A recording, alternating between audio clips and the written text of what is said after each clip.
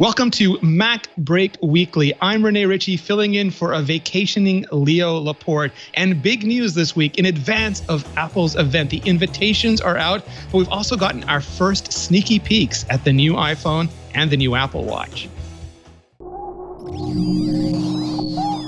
Netcasts you love. From people you trust. This is Twit. This is MacBreak Weekly, episode 626, recorded September 4, 2018. It's complicated. MacBreak Weekly is brought to you by Tres Pontas, premium quality extra virgin olive oils shipped directly to you from the Casablanca Valley in Chile. Visit trespontas.com/MacBreak and use the code MacBreak. You will save 20% off every bottle of olive oil in your subscription. And by Rocket Mortgage from Quicken Loans, introducing Rate Shield approval. If you're in the market to buy a home, Rate Shield approval locks up your rate for up to 90 days while you shop. It's a real game changer. Learn more and get started at rocketmortgage.com/MacBreak. And by Slack. Slack is a collaboration hub for work that makes sure the right people in your team are always in the loop and key information is always at their fingertips. Learn more at slack.com. It's time for MacBreak Weekly. While Leo is away gallivanting across Europe, eating his way across Europe, I believe, he's left us here to play. And that includes our foundation, Andy Anako. How are you, Andy? I do feel like a block of cold, immovable granite today. Thank you very much. Also joining us in playing the game once again is it real or is it a render? Alex Lindsay from the Pixel Core. I'm coming to you via VR. You know, that's the only way that it works for me anymore. I just have to. Alex's pixels look better than our atoms. It's appalling. Also joining us, one of my favorite people in the tech world because I get to work with her every day, Lory Gill from iMore. How are you, Lory? How's it going? Glad to be back. This is such a fun show I need because to be wearing a hat right now. You could totally. Well, that's because your hair looks halfway decent. Oh, okay. This isn't affectation. This isn't style. This is like, I cannot do anything. I've got only 4 hours after I get up on a Tuesday to get something going on with my hair. And at the last minute, hey, how about a hat? I feel your pain. And, you know, I think like maybe women don't really realize that the hat is the solution to that problem because, well, I have bad hair days all the time and I never think put on a hat. I think go fix your hair. So yours is much easier. Look what it did for Cicely Tyson. Everybody's talking about that absolutely wonderful hat. No one's talking about her hair. Yeah. The Boba Fett helmet, I think, would do me well. It would have a good hat and a good face day. It would be awesome. So the invitations are out. I think Apple probably waited till we were finished the show last week to send them out, just like always. But they did go out. They have been received. It is as widely suspected, as I think we talked about for several weeks, going to be on Wednesday, September 12th, because September 11th, the Tuesday day, is akin to a Memorial Day in the US. So the 12th makes a lot of sense. Now, the invitation confused some people right out of the gate because it was a circle, and that led to all sorts of internet, social, blog, YouTube, podcast speculation that, oh my God, we're getting round watch faces or a round phone or no, this is the logo for Apple Park. It is literally the ring building at Apple. It is on all the t-shirts at Apple Park. The motto. I was imagining Ultimate Frisbee at the Apple Park, which would be outstanding. Marquez Brownlee would win, though. I mean, MKBHD would just win, so it wouldn't be fair. But no, it is the Apple t-shirt, the Apple Park logo. But they do say gather around. Andy, do you have any tea leaf reading on this? Is this just Apple being cute, or are they going to start putting us squares into round pegs? No, I think that they're just I really do think they're talking about AR. I think they're going to be talking about how good essentially it's because we're not looking forward to any really huge revelations in the new iPhones. I really think that most of the hardware discussion is going to be about, hey, here's how good this is for AR, and hey, here's how many more objects we can render, and hey, here's how we've reduced the lag. And particularly, hey, look how expensive all these other augmented reality devices that are only for developers are, and yet we're putting the power and the glory of advanced augmented reality in your hands. I thought this was actually something that Alex and Tony Stark built in a cave out of scraps, and it'll be the new source of power for all of Apple's gadgets. Alex? You mean that? Yeah, I actually thought that now if they're giving away anything, and believe I think we all have to preface this by saying that I will credit you because I think you're the first person to actually articulate this, that people, the graphic designers at Apple are laughing and laughing and laughing at everybody just dissecting this image. But the thing that came to mind was that it is a ring, but it is copper. And I was thinking maybe it is a Qi charger charge ring, and maybe we're going to actually see the new charger. Yeah. I was just going to ask, does anybody know what a Qi charger, like the actual hardware looks like? Coils? Because the coils, because that seems like it would make sense. I have a wireless charger on the bottom of my cup that actually looks like the invitation. So it's the new Apple Watch. That comes to my mind. Or maybe gold, like because the phone is going to be gold again. Could that be a hint at just how? And not based. We'll get to that in a second. But based on some of the images we're seeing, it's not champagne gold like the early iPhones. It's not rose or blush gold like the subsequent iPhones. But this is full on Kardashian style. Nouveau Riche gold. Yeah, it is like Trump gold. It is. You can't buy class, but you can put gold leaf on it. Yes. And as the Bruins fans will attest, it is black and gold. Finally, the is it what is the Pittsburgh team, Alex, or the Pennsylvania team? Well, Pittsburgh, yeah. The Eagles are silver and green, but the Steelers are black and gold. So is this something all Steelers fans, all Bruins fans have been waiting for Apple to finally get on the right page? Finally, they found their way to the right place. It took them some time. We can forgive them. It's Apple. So there's the picture. 9 to 5 Mac scored this. Some people, again, I love everybody in the blogger YouTube podcast community. Some people thought these were marketing images leaked by Apple to generate buzz. You can only suspect that if you know absolutely nothing about Apple. There is no universe where Phil Schiller and Greg Joswiak were anything but apoplectic about these images. Somebody is on their way home. Somebody realized that if I want to quit, but if I quit, I don't get unemployment insurance payouts. If I get fired. No, I don't. I mean, I think that they'll obviously, however it got out, there'll be a lot of, I'm sure that there'll be lots of meetings and discussions and how do we never have this happen again? I don't think anyone probably lost their job over it, but there was some speculation because Guillermo Rambo from 9 to 5 Mac, who I believe found these images, he was watching. He also managed to find one of Apple's early test broadcast streams from the event, but that was showing old stuff. That was showing like the air power from last year. That they don't test it with leaks with our marketing images of unreleased products. That's just not how they go. So it's possible that Apple for years has been doing sort of security through obscurity, where they rely on people not knowing the names for URLs that are on publicly accessible web portals, or even slightly publicly accessible web portals. And you could sit there and type things in and maybe get a match. And because there's only 2 images, it's not like they found every marketing image that's going to be coming up on the event. It's interesting, but they did get out. And Lory, the thing that shook me at first was that the images, which I believe is Jupiter, on the top of these, they make it look like a very short lava lamp or a very humped, but it's not really. That's just the wallpaper on the phone, right? We're not going back to a rounded iPhone. Well, I mean, that kind of brings up the question of naming. I mean, maybe we're going to change iOS 12 into iOS Jupiter. Start giving our mobile software names the way we give our Mac software names. Right. Weren't there like a couple versions of macOS minor updates that were named after the children of Greek gods, like Deimos and Phobos, which are also moons, I think, or Loki? There's something there. But yeah, so these images got out. We're looking at the phone, Andy, iPhone XS, iPhone XS. I think Snell said tennis, and I can never unsee it. It is U.S. Open week. What do you think? I mean, it's an obvious name in hindsight because they've been using product name S as their cycle for years. But I thought maybe once we got to Roman numeral 10, we'd be beyond that. Yeah, it's weird. I think it's a reflection of the difficulty that Apple has in competing with Android in one particular way. That is to have a diversity of hardware and a diversity of price points out there.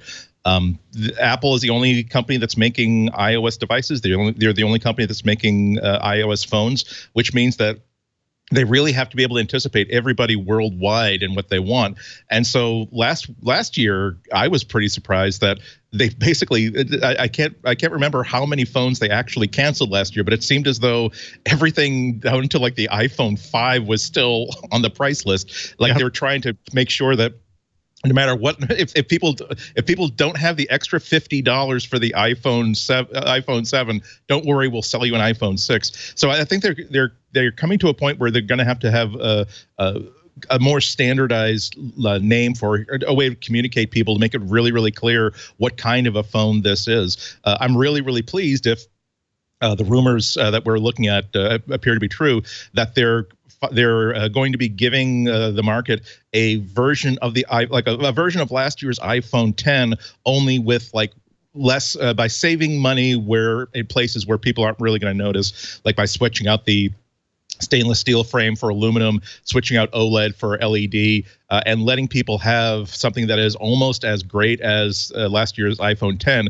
but let them have it for like iPhone 8 or even iPhone 7 or 6 prices. So that was my favorite part of the rumors that we're hearing for now. I love the idea of having a humongous phone because I still use my my iPad Mini. Even though it's, oh my God, does it feel so slow running the modern operating system? Because there are times where I need something that I don't even have something the size of a small sheet of paper to carry something around in. I really do need something that is either more discreet or that I can just toss into a jacket pocket. So I love the idea of having a 6.5-inch phone, but really it is the idea of, as always, making the best technology available to people who don't necessarily have the money for what is now the luxury phone budget of $1,000. Well, I'm still stuck on the name, though. Opposite of you, I actually prefer the 4-inch phone size. So I'm wanting the iPhone 10 body and hardware in a 4-inch form factor. So that's why I would love the low cost iPhone 10 style thing as well, but I want it to be smaller, not larger. Yeah. So I want to get to because the iPhone 9 or whatever Apple calls it hasn't leaked yet, but this one did, and I'm confused by the branding, Alex. When they first leaked last year, Steve Troughton-Smith famously leaked the firmware that had iPhone X or 10, and we didn't know which way they'd go, and they ended up going with 10, like Roman numeral 10, which I don't think is human readable anymore. People see X. And it would have been easy to do, okay, iPhone X and then X2, X3, X4. It would have given them a decade of product runway. But instead we went with 10, and now we have 10S, which is 10S. And people will read XS, which is XS, or Access, or Exes, because you're in Petaluma. And I, from a branding point of view, Alex, I don't know where to go from here. I actually don't either. I mean, I think we might end up with, the next year being iPhone and then just 11. iPhone 10T. I think it'll just be 11. Like, I think that they're going to turn it, and I think that their marketing. See, forget the rumors for this year. Let's talk about the rumors for next year. It's going to be round. The whole phone is going to be round. It's going to be like a puck. That's really what they're moving towards, and it's just going to be it's going to be a big dial and says turn it to 11. So I think that's going to be the marketing. I was hoping you were going to say that. Yeah. So there is no iPhone 9 rumor. Like we see the 10 in this, the 10S, and the 10S Plus, whether they call it that, or there's just two sizes of iPhone 10 now, the way there are just two sizes of iPad Pro, and there's no iPad Pro Plus, which would be nice because simplifying. Apple used to be famous for simplify with two of the simplifies crossed out. And we're getting a little bit complex. So it'd be nice to reduce. But to Lory's point, Apple, the lower cost model here is in between. It's not smaller than the iPhone 10s. It's in between the iPhone 10s and the iPhone 10s, quote unquote, Plus.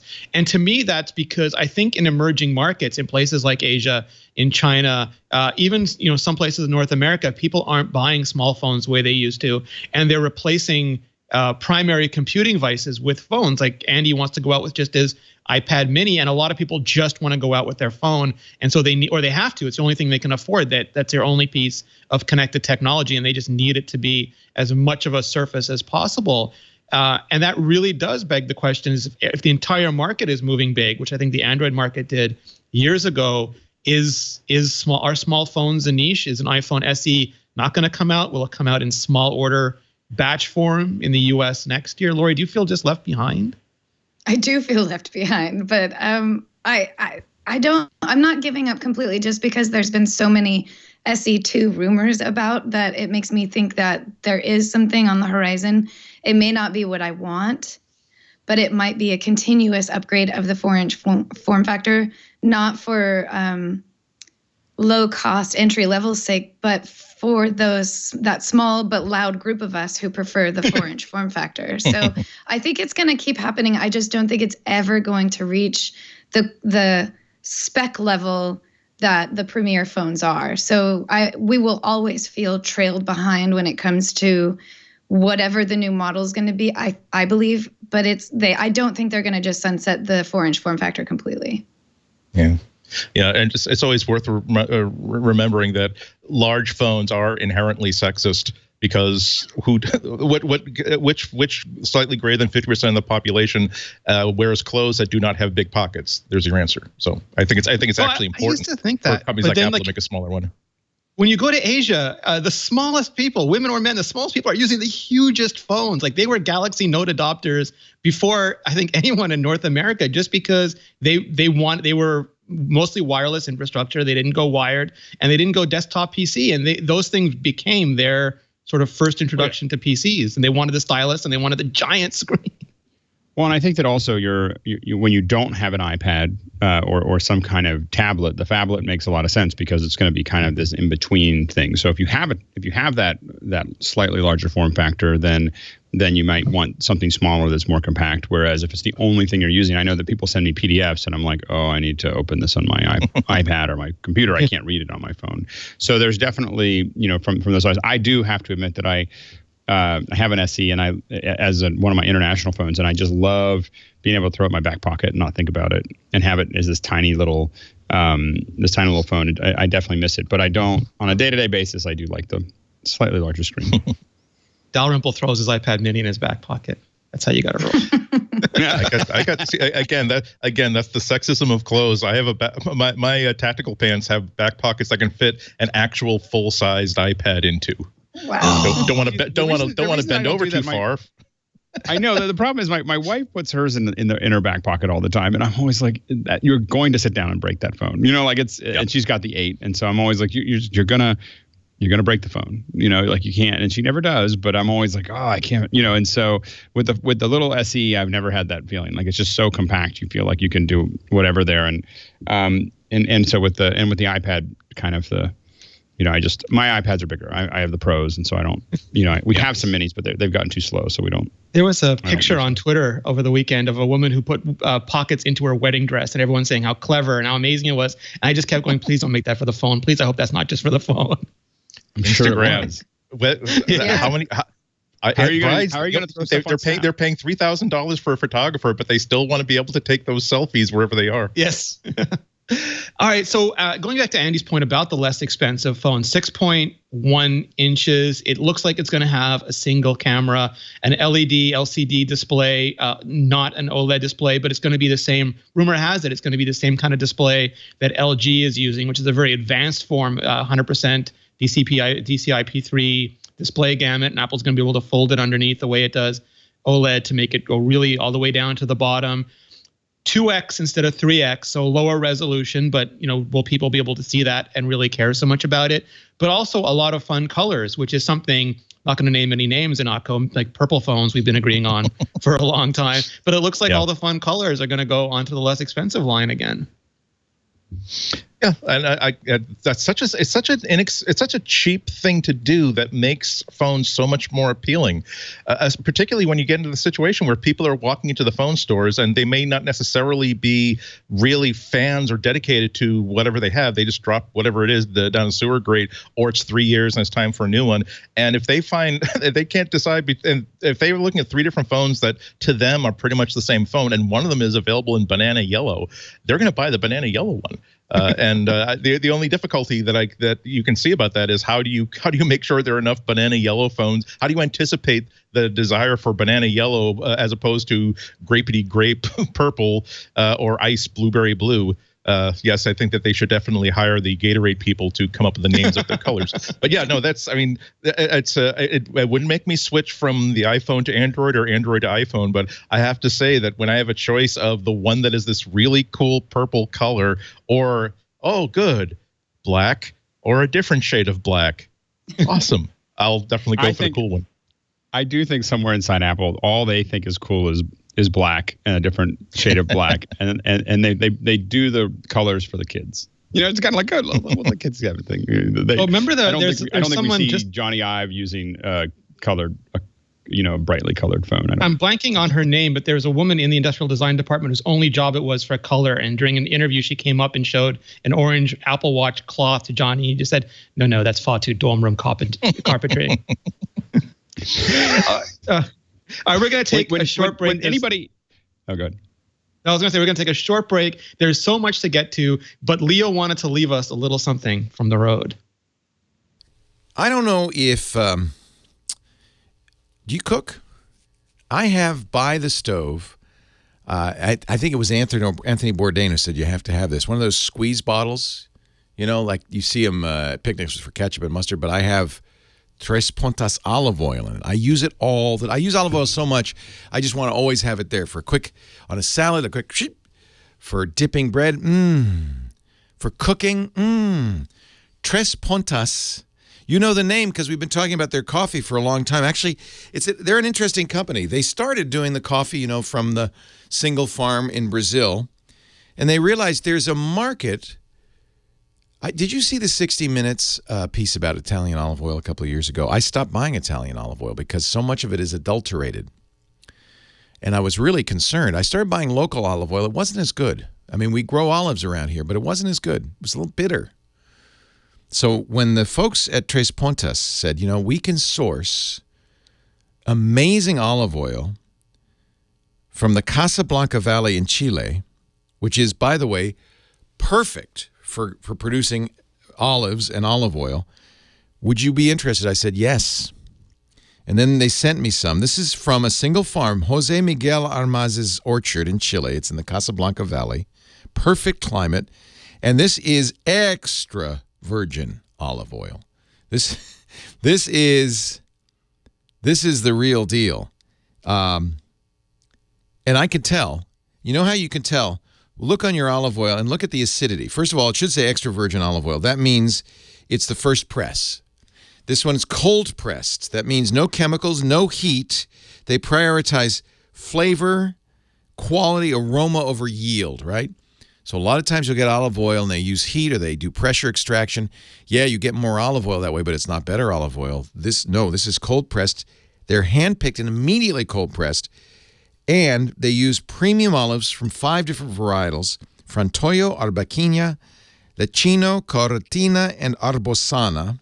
I do know this is the sweetest, best-tasting olive oil I've ever had.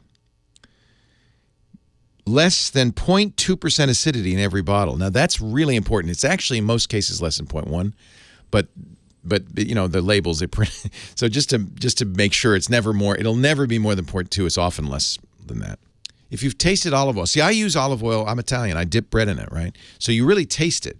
And a lot of the olive oil, all the olive oil we get here in Northern California has a bite to it. That's the acidity. This is so delicious. It's so smooth. And look at the color. It is green. It is beautiful. You can tell where it was grown at the farm, Jose Miguel's orchard. If there's a QR code on it, scan it with your phone. And you'll see exactly the olive trees that this olive oil came from, which is awesome. That's a nice feeling. And the other thing, the price is so good that sometimes on an olive oil like this, it's so good. This really dipping olive oil, and I use only for salads and eating on bread and stuff like that, because it's too expensive. This is so affordable. I use it for everything. Why not use the best olive oil for everything? For cooking, for eating, for salads. It's so good. You can be called extra virgin olive oil with acidity as high as 1%. No, this is 0.2%, and I can tell you it makes a difference. Olive oil is good for you. We all know that. The FDA says eating 2 tablespoons of olive oil a day may reduce the risk of heart disease. That's that Mediterranean diet they all talk about. Omega-3, omega-6 fatty acids. I don't use any other oil for cooking. Even for making popcorn, I use, because it's so affordable. Why not? Tres Pontas extra virgin olive oil. I'm telling you, got to taste this. Now, you could just buy a single bottle if you don't trust me on Amazon. They sell it on Amazon. But once you want it, once you know you want it, I subscribe. Just like the coffee, Tres Pontas offers a subscription on their website only. You'll save 10% when you subscribe off any bottle. And because you're watching MacBreak Weekly, you get an extra 10% off when you go to Tres Pontas, TRESPONTAS, trespontas.com/MacBreak, and use the code MacBreak. So 10% for subscribing, 10% because you're listening to this show is 20% off. Now it's really affordable. And you can combine some of that great Tres Pontas coffee in your order too, get the same 20% discount. Get a single bottle from Amazon if you want, and then subscribe. Sure, why not? But maybe get two, because I'm telling you, once you start eating this, once you start trying this, you're going to say, oh, I need this everywhere. Like I said, I keep this in a squeeze bottle by the stove. I use it for everything. My mom, when I was a kid, had one of those big cans of Italian olive oil that she would liberally use when she cooked. I mean, I grew up with that. Oh, I should send Mom some. She would flip her lid. TresPontas.com/MacBreak. Use the code MacBreak for 20% off. Best olive oil you've ever had. I am an olive oil fan, and I will tell you that right now. I'm sorry. I am probably in Italy as we speak. Chile, Tres Pontas. That's the best. Now back to MacBreak Weekly, which is already in progress. Am I making you hungry, guys? Oh, so happy. So happy Leo took a break from all his Jamon Iberica to tell us about Tres Pontas, so they would be really hungry for the rest of the show. All right, so iPhone, I think the last thing to talk about with the iPhone, and Andy has alluded to this on past shows, is the camera. It's always a big deal. Rumor has it this year it might be an especially big deal because we might finally be getting a lot of the stuff that we saw demoed in the Messages app and the FaceTime app that we've been using on the front-facing camera in the rear-facing camera. And you touched on AR before, Andy, but it seems like every time I'm wondering, what can Apple do next? We got portrait mode, and we got portrait lighting, and I was like, oh, for sure, portrait backgrounds are next. But then they did that in the Clips app at the same time as portrait lighting. And I want like portrait mode video, for example. But it seems like we really are in the dawn of AR cameras. Yeah, it's especially given that their main competitor is Google, that has gone so far as to say that our company is a machine learning company. So now when they try to promote the camera in their new Pixel phones, they don't necessarily talk about the image sensor or the lens or what kind of coating is on the lens. They talk about how good the software that they've got on the camera is at figuring out the picture that you were hoping to take versus the picture that sensor was capable of taking and faking it to such a great extent. When I got my Pixel phone a year or two ago, it's fast enough that I just keep it it has a mode called HDR Plus that is just so good and so natural that it doesn't look like HDR at all. It just looks like I'm taking it with a much better camera. So it's harder and harder to sell a phone camera based on the hardware you're putting in, given that desktop software and even mobile software can do things like just recognize that this is a face. This is what people like to see in pictures of faces. They want the eyes, if the eyes are in deep shadow, they want it brightened a little bit so you can at least see where the eyes are. They want to know they want a natural skin tone. Not only that, but they want natural skin tone for their own natural personal skin tone, not just for white people, the white engineers who probably created this hardware and created the software. So if the proof is going to be in the pudding. I think this is one of the reasons why Apple has had so much success with things like portrait lighting. It's a way to get a really positive, useful, dramatic feature that people are going to love without necessarily having to make millions and millions of dollars of investment in tech and first order technology. It's one way of giving people a photo that they love is to once again try to make it look as natural and wonderful as possible. Another way is just simply coming up with better and better ways to blur out the background and isolate the foreground. And I think that's what Apple's going to try to do. I think Alex just wants a Tango style scanner on the back finally. A bunch of lasers. I do. I thought Tango was amazing. We did a lot of testing with Tango, and There were a lot of really successful things. The problem really we had with Tango was nobody had it, so you couldn't build anything for it except for internal. And number two was that it burned up the battery very, very fast. So that was the downfall, and that could be still the challenge with a camera on the a laser style camera on the other side, because it's easy to make something that can see a couple a foot or two, but it's a whole different thing as far as accuracy goes.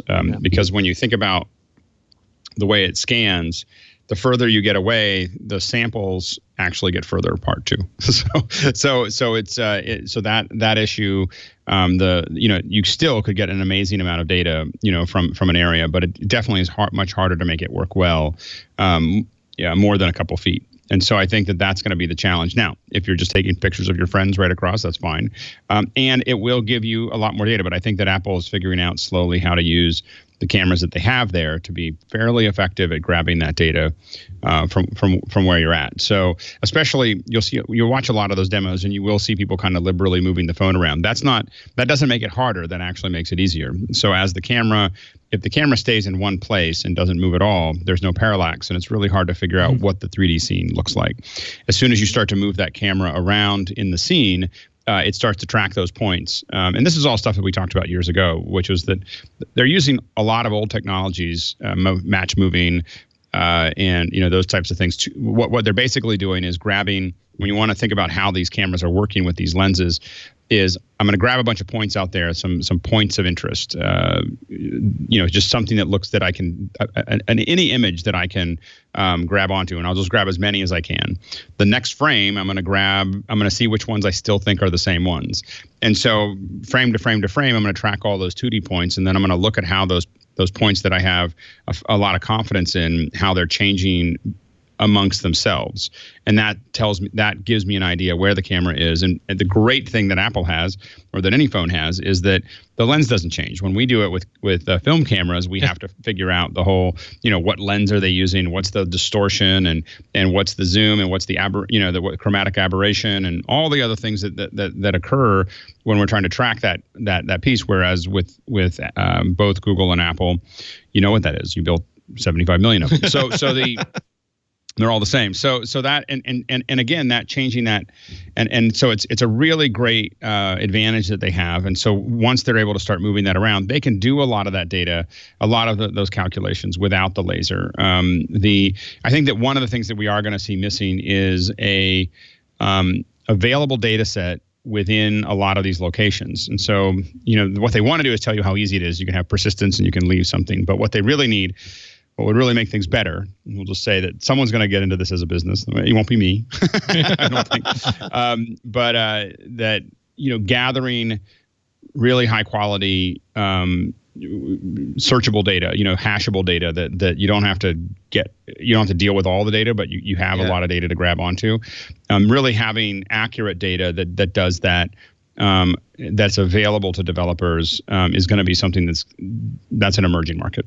That's something that people are going to need in the not too distant future, because the cameras can kind of grab onto what they have and they can kind of look at their GPS, but they'd be a lot more fun if they really knew what they were looking at.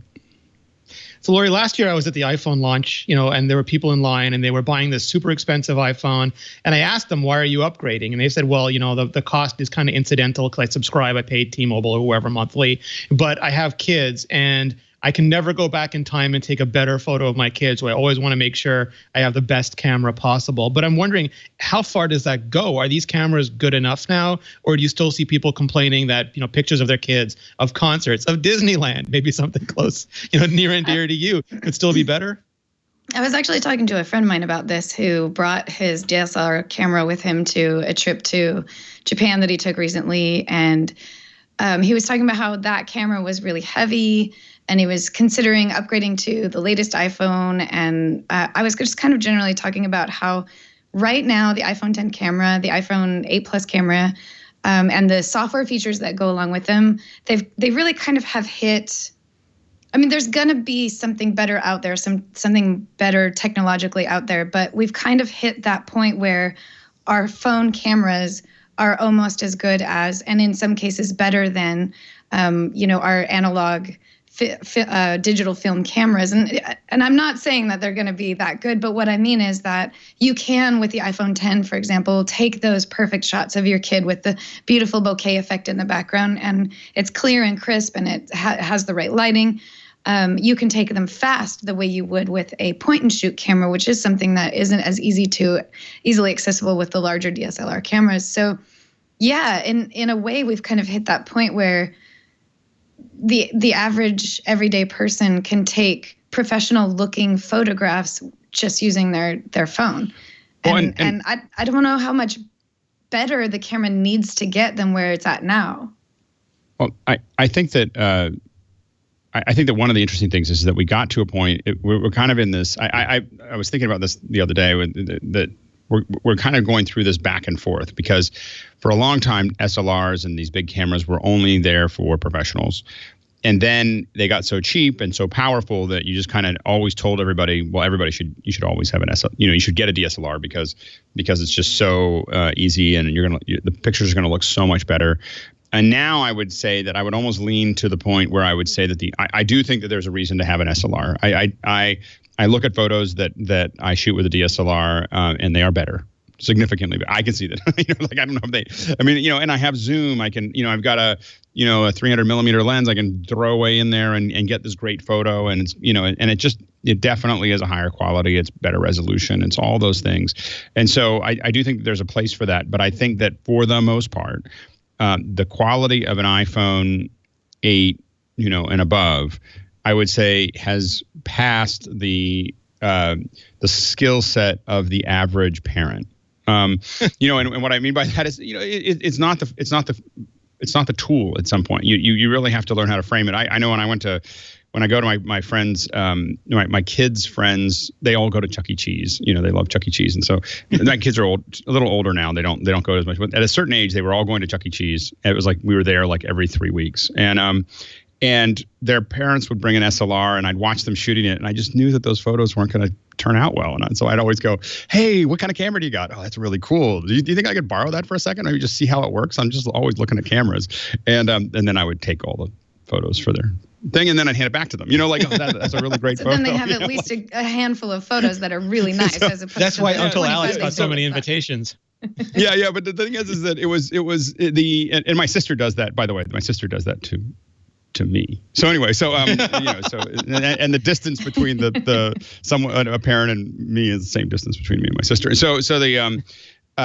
But the interesting thing there is that I think that for the most part now, having that camera with you all the time, I think the average person, my wife now takes pictures with her iPhone 8, and she's, they look great. I mean, they're great photos of the kids and great photos of stuff she's shooting. And I think that is much better than not carrying it around or not having it there all the time. I do think that if you have, there are a lot of specific uses that make sense to still have a really high-end camera, underwater, rugged, as well as being able to, if you really know what to do with those lenses. I think that the professional area, now that we're going to mirrorless with Canon and Nikon, most likely, I think that race is going to get a lot more intense, and we're going to see, more features with all those cameras as well, because they have to fight now for a smaller and smaller island, because a lot of people aren't buying an extra camera anymore. Because if you're presenting that moment in time where you are going to buy a new camera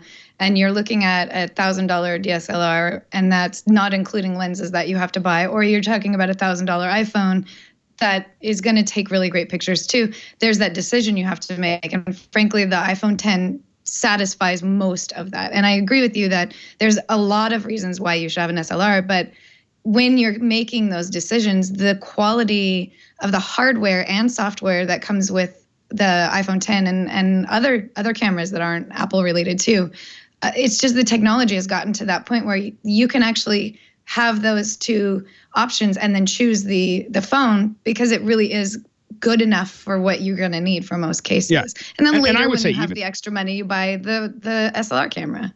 Yeah, exactly. If you have the extra money, I would say that having that extra phone at the house, maybe you don't take it everywhere, maybe the phone you don't carry it around as much as you used to, but you should take pictures. If you're a parent, you should try to take pictures with an SLR of your kids at least once a month. Just find some solution that causes that, because those are always. I look back on these photos. There was a kind of a gap where I broke a camera and a lens, and I didn't in the desert, and I didn't replace it quickly, and I just shot a lot with iPhones. And there's a section of time with my kids that it doesn't look as good, as it does when I'm shooting with the DSLR. So, in other words, you have cameras that you're willing to sell to those parents who need a new camera. Yeah. But look at band of cameras. Yeah. Well, Lory's absolutely right. But I'm a photo nut. And so I'm the person who says, oh, a little bit of purple fringing around that. Oh, isn't that too bad? But the thing is, most people just want to take snapshots. They want to take good pictures. And so I think there came a point about a couple of years ago where, yes, if you want to do an exhaustive test with a test card, take the exact same pictures under the exact same lighting conditions, and then magnify to see which one captured more detail, which one captured more range of tone, you could determine that something is a better camera than the other one. But it's way beyond now the people's expectations for camera. It's the people take pictures with their phones instead of with a $500 camera because it's plenty good enough for them, and that does point to the challenge that Apple and other manufacturers have. If they want to keep saying that they have the best camera out there, it's not necessarily. If either you have to qualify that as the best camera for consumers. So again, they want a party shot where in a dimly lit function room or bar where it doesn't look like washed out faces in front of jet black background. They want natural. They want to make sure that eyes twinkle and sparkle. So this is it's these extra really, really cool and human oriented modes that I think will keep pushing Apple above the rest. And I have we just printed a bunch of photos that I shot with my iPhone that I have on the wall in our studio, in our green room. And I look at them and I'm like, I can't believe I just shot those with a phone. Yeah. They're not all with a phone, but a lot of them are just like, I just shot it with a phone. And it was just like what I had sitting there. And it's just, it's kind of amazing. And I think that the issue that a lot of these camera manufacturers have is that Apple and Google are applying a lot more money to that technology. I mean, they just have, because they're dealing with a much larger scale.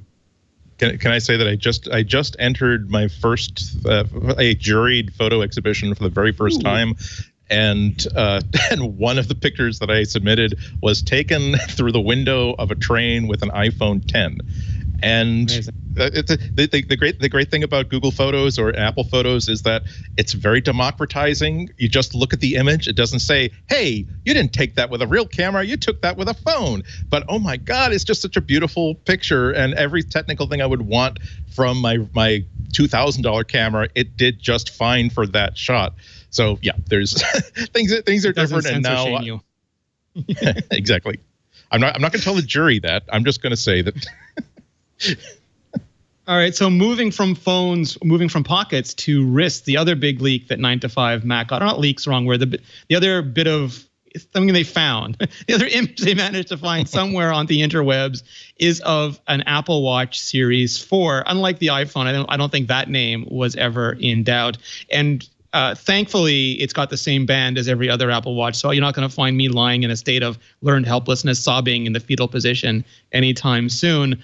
But it does show the rumored embiggened display. The bezels have been removed, the black ring has finally been closed, and everything is moved out towards the edges. But I think the biggest thing, there's a lot of little details like a ring instead of a red dot, an extra microphone on the side. Some people are saying it looks thinner, but I think that's hard to tell given sensor side.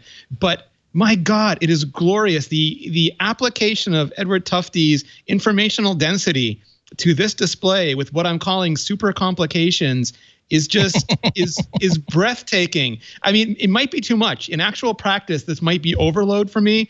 But in terms of pure data visualization, this is, Andy, it's beyond impressive to me. It shows not just glanceable data, but glanceable context, unlike a thing that I can wear on my wrist. Yeah, absolutely. I mean, it's such a far cry and such a really nice leap from those first demos we saw 4 years ago, where look how easy it is to press this button, and now you see a constellation of app icons, any of which you can scroll through and tap into to use these wonderful little phone apps. I think that it does look cluttered by a certain point of view. It probably won't be the only. I'm guessing it's not the only watch face you can have on there. But I think that the companies and the designers who really get what a wearable is all about, it really is about this gesture, glancing to get that one piece of information you did this to get, and then putting your hand back down again. And so the ability to what really sold me about that screenshot was the timer in the upper. That's the timer complication that someone put in the upper left-hand corner, where I know that I've got. I've got dinner in the sous vide. I know this is going to take about an hour and 45 minutes to cook. It's not the sort of thing where I want it to dominate my wrist, but I want to know, do I have time to go out for a walk and come back now? Glance and you got it. So I'm keen to see how that will affect app design, to see if we wind up with a couple different classes of apps and users. I'm really curious to see if they manage to pack all those extra pixels also in the smaller version of the watch as well as the larger one, so everybody gets that benefit. And I'm also going to say, please, thank you for the extra pixels, but let developers design their own watch faces. They're really good at design. But yeah, it's nothing but a really good, based on one illicit screenshot press image. I like that. That is a really, really good thing for me to see. I like it. I have to explain something to Lory Gill, because the thing on the top right-hand side there, Lory, that's a high and low temperature for places that have climates where you actually do have cold weather and hot weather sometime during the same day. You mean it's not yellow all the time? No, it's not yellow. It can get hot or it can get cold. A nice, comfortable yellow all day long, all night long. No, yeah. You can replace it with air quality if you'd like. Yeah, that might be something I would need instead. I can't say that I'm still the only feature that I want on the watch. I don't care about what they do. I don't care how thick it is. I don't care how big it is. I just want to be able to design my own watch face. Like it's now gotten to the point where now every time Apple talks about the watch, the filter that it's going through, I'm just like la la la la la, like it's just static, just static until I'm waiting for them to say. So and is it that or always on time, Andy? Sorry, Alex. Is it that or always? Because everything on a watch, everything in mobile is paid for by battery life. If you make it thinner, you're paying for that in battery life. If you add a bigger screen or more complications or more features, I would like them to spend it on always on display before they get into custom watch faces. Yeah. That's my big. The thing is that there's like, for production reasons, I admit, and I think there's a lot of people who have specific things that they haven't thought of with the 10 white watch faces that we get that would love to be able to use it in a specific way. And I think I posted mine on Twitter at some point. Like, I designed one. Like, that's what I want.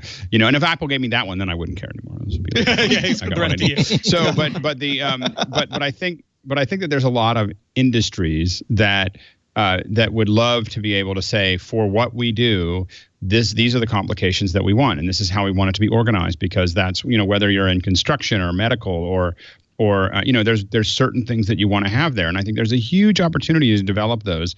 And I get that it may affect the battery life, and maybe that's why they're doing it, but I think we can set some limits. You could set some bars, and we can tell you, you're about to do this, and you may have shorter battery life.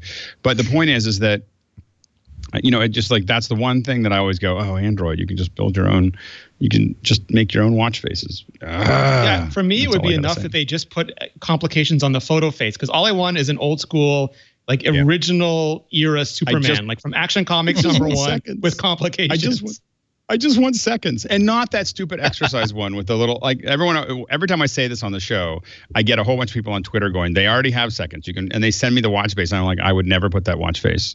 I would never talk to someone in public with that watch face on. So I would, like, that's just goofy. So I just want a really subtle one that gives you seconds, and anyway, it's just production. I think Lory, the idea of being able to have a watch face kit. So Apple can have their guidelines that help restrict how much battery it's using, and developers can then use this watch face kit to develop these watch faces I completely agree. that don't mess with your watch, and like, do you trust the developer community to make apps and for your phones and for your watches and for your Mac? Why don't you trust them to make these watch faces? If you've given them the guidelines that they have to adhere to, why not give that to developers so that they can create beautiful watch faces that we can choose from a beautiful watch face store? That would be so cool to be able to do that. Yeah, it's probably the same reason they don't give you UI kit apps yet. They just have to do it. I'm wondering though, Lory, like, are these I count 9 if you don't include the second, the minute, and the hour hand, I count 9 complications here. You have the 4 in the corners, you have the 4 in the middle, and then you have the 12 p.m. lunch with Ken Tartine, who's a popular dude, by the way, right on the top. And I don't know if that goes to the bottom, if it's a 6 p.m. lunch, because that would be kind of cool. I don't know any of these things yet, but that's a lot of information to take in as a glance. Yeah, I mean, there's something, obviously, and you don't have to use that complication, but there is something to be said for it. That's a little busy. I think if I were using, I wouldn't have that many on my watch face, because at a glance, I wouldn't be able to read all of the information I want. I would probably take out a lot of those things inside the watch face, the music controls, the ring closures, whatever the planet Earth is. Planet Earth. Maybe that has to do with like when the sun rises and sets or something like that. I would clear it out a little. Everything on the corners, I think, is really great, really easy to see. It's colorful so that it gives your eyes are drawn to it, and that's great. The lunch with Ken section, that's a little busy, hard to see. But then again, I'm used to looking at my watch face, which is significantly smaller because of the bezel situation. So maybe when that's spread out across the entire watch face, maybe that becomes a lot easier to see. Again, we won't know until we're looking at them with our very own eyes, and instead of just one found marketing photo. Yeah, and also that's well within the tradition of watch faces since time immemorial. I'm not wearing my Casio G-Shock watch, but it has the time, it has the date, it has another panel for Bluetooth notifications, and it's got that's fine. That's a lot. I think a lot of people actually will like that kind of style because it's well within the tradition of nice watches. It's a dashboard. So my last question before we jump back to Leo on his Italian adventure is: do they keep Series 1 around at an even lower introductory price? Do they get rid of Series 1 and go to Series 2 at the same price Series 1 currently is? Or do they go all the way to Series 3 as the entry level and get LTE out on more wrists for more people? What do you think the play is there? They have to keep the lowest price point there. I was reading. I'm looking for it right now. It was in my list of things I read online, but I need to check the details of. Someone was claiming that the Series 1 is actually Apple's best-selling Apple Watch. Don't know if that's true. I think that given that they're competing not as they hoped with $2,000 high-end timepieces, they are actually competing with $100 and $150 and $200 fitness watches. People, they need to have that $250 buy-in.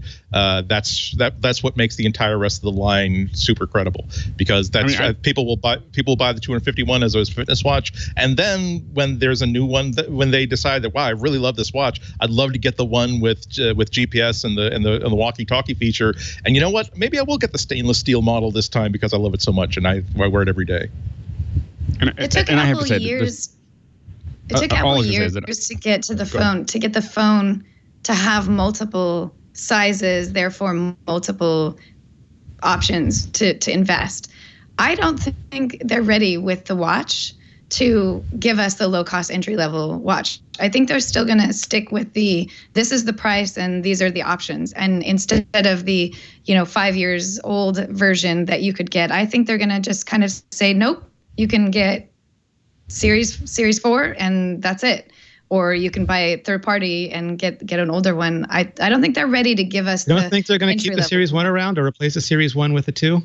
I don't think so. I don't think they're ready yet. I think they're going to keep pushing, buy the newest one, buy the newest one, buy the newest one. And then in a couple of years, they'll bring in the older they'll keep around an older model that you can use. Yeah, I think they'll keep 2. I don't think they're ready to go to 3. Like, I would love it if they kept the Series 1 or the Series 2 around even cheaper than it is now to get even more people in, and replace the current Series 1 price point with a 2 or 3. I just don't know if we'll see that, but I do think they'll replace the Series 1 with a 2 or a 3. Hopefully a 3, because I think that's good. I mean, I think the biggest jump that they've had between watches, in my opinion, from a real usability perspective, has been the battery life. The battery life has gotten better, I think, from watch to watch. I definitely feel like the 3 is much better than the previous ones. And so that's the biggest argument. I have to say I don't really use any features that I don't use any features on my current watch that I couldn't have done with Series 1. Except for the fact that I felt like the battery life was really short. So, and I don't really think about it now. Maybe that I don't know whether the battery life is that much longer, or I've just gotten really good at charging. Because it's like I got these little chargers sitting around and things, and so I'm constantly, if I sit down at a desk for a while, I just throw the thing in there because I just don't want to think about it. My Series 3 lasts about 2 days now, and it's with like a workout a day. If I do 2 workouts, it drops, but if I do 1 workout, it stays around 2 days. You know how you fix that? Don't work out. Oh, see, now Siri's busy answering. So needy, so thirsty, Siri. All right, so we're going to take a quick break. We're going to go back to Leo did he say he was in Italy this time?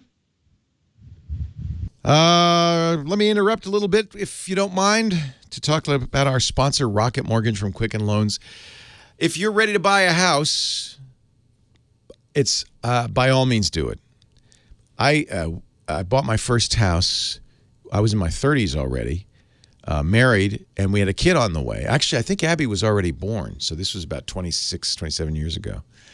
And I was doing a real estate show, and the realtor said, Leo, you're still renting? And I said, yeah. Leo, you gotta buy a house. And I thought, yeah, I have a family. We should own a house.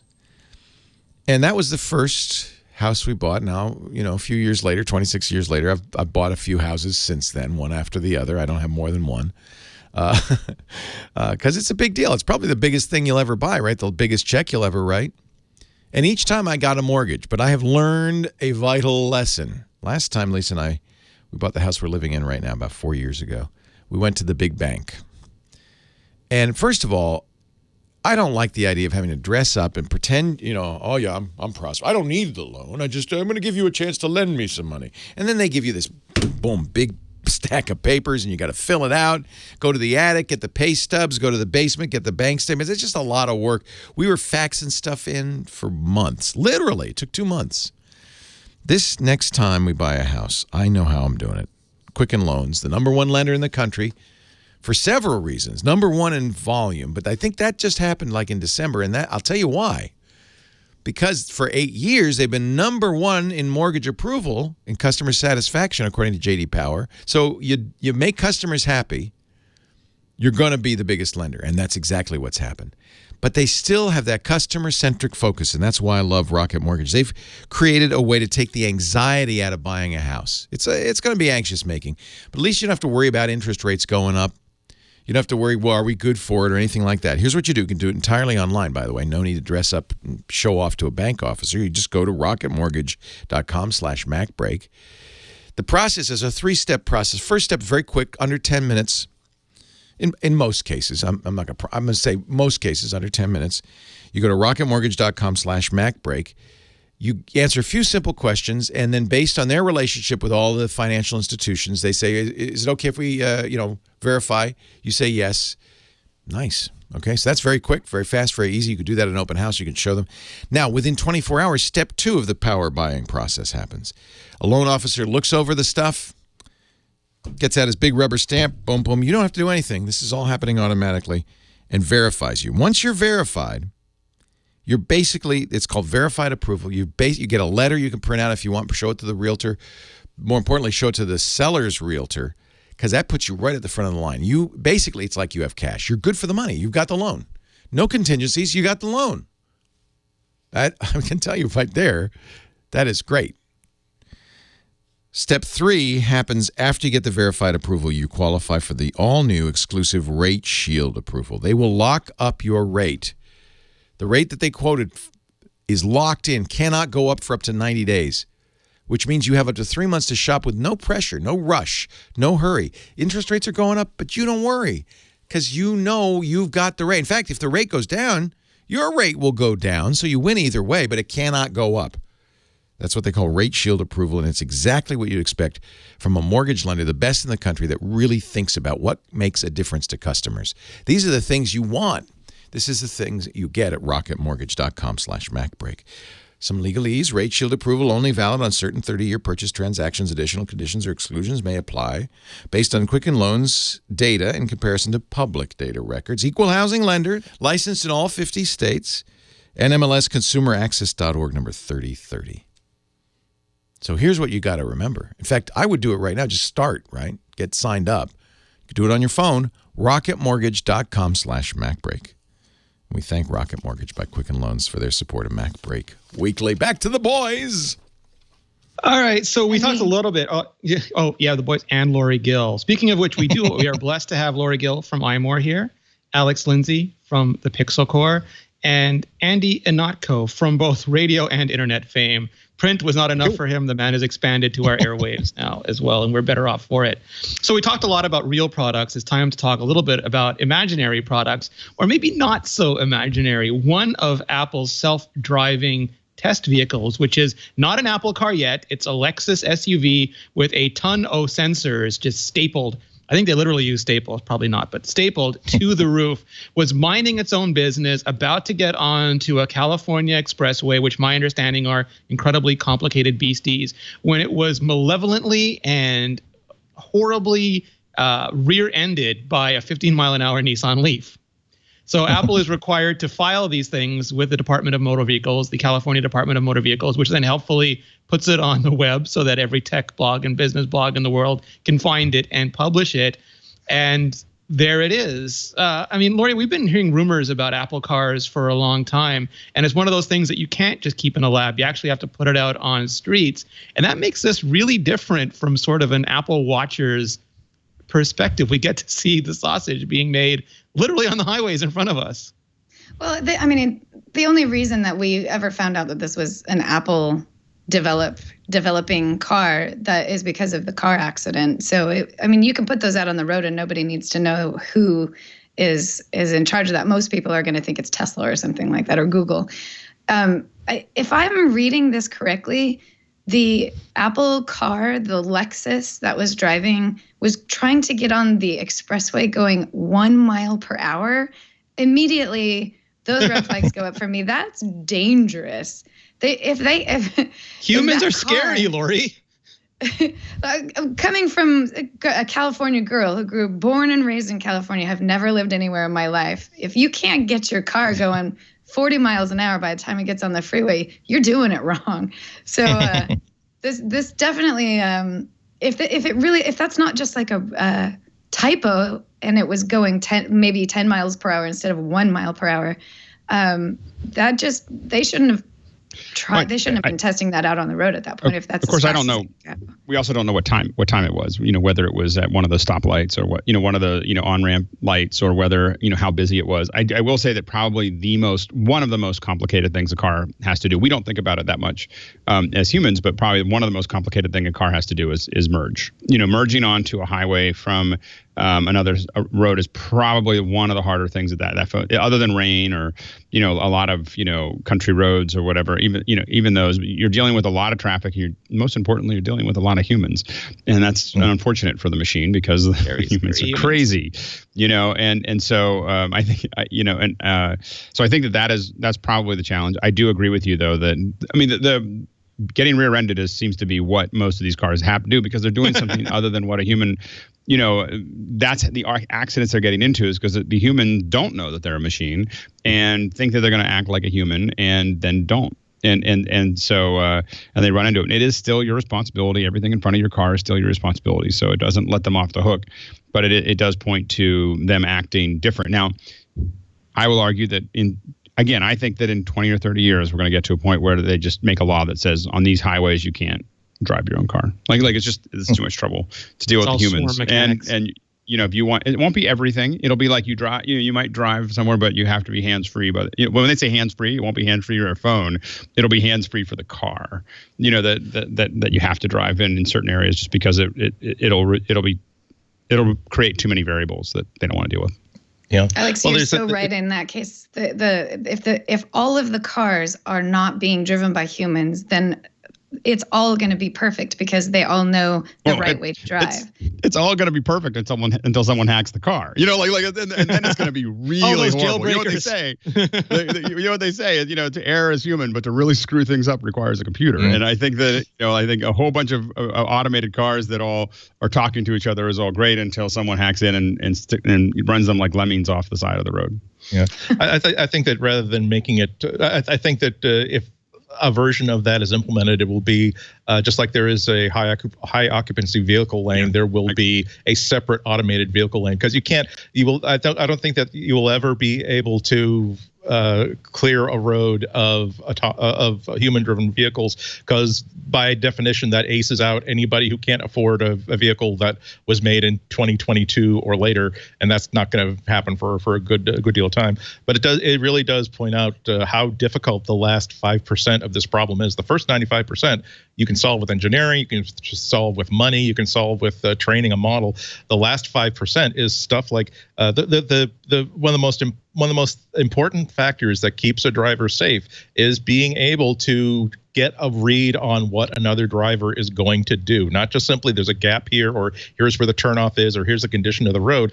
You merge into the highway, but it's terrifying for a new driver because you have to trust that the traffic that is approaching sees you and does not want to smash into you, because unless you're driving at 2 a.m., there's going to be traffic and they're going to have to let you in. Similarly, when you're on regular surface roads, you have to know that a car has to know the difference. I think another article last week made an allegory that was so good that I'm going to have to steal it, even though I can't remember who to attribute it to. When you see people pedestrians on the side of the road, you have to decide, are these people going to jaywalk in front of the car or are they going to stay put? If it is like 4 teens who are chatting and having a good time and looking at their phones, you might slow down in case they jaywalk. If it is 3 people who are clearly have time on their hands or whatever, you make that judgment, and that judgment call happens with other people as well. So that's why I think that having dedicated lanes of traffic for automated vehicles is going to come before we allow free roaming, free range cars.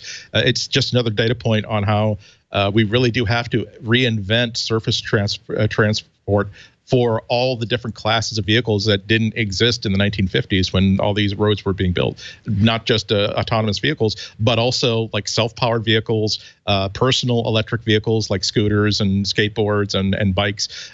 These aren't things you can just simply dump into existing infrastructure. You have to rebuild with all this stuff in mind. And there is no indication, if anyone's curious, that the person driving this Leaf was a blogger or YouTuber or podcaster hunting Apple autonomous vehicles.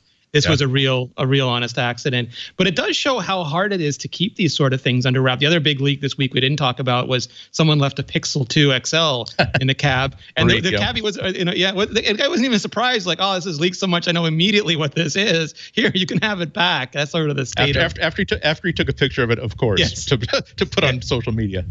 Yeah, that's where we've gotten to now. The other one is that Apple is again buying companies. This is another way that we sort of get hints at what Apple is working on. And this time it was a company focused on making AR lenses. And one of Apple's special project group is the Titan project for car. But the other one, or at least one of the other ones, is the Apple Glasses group.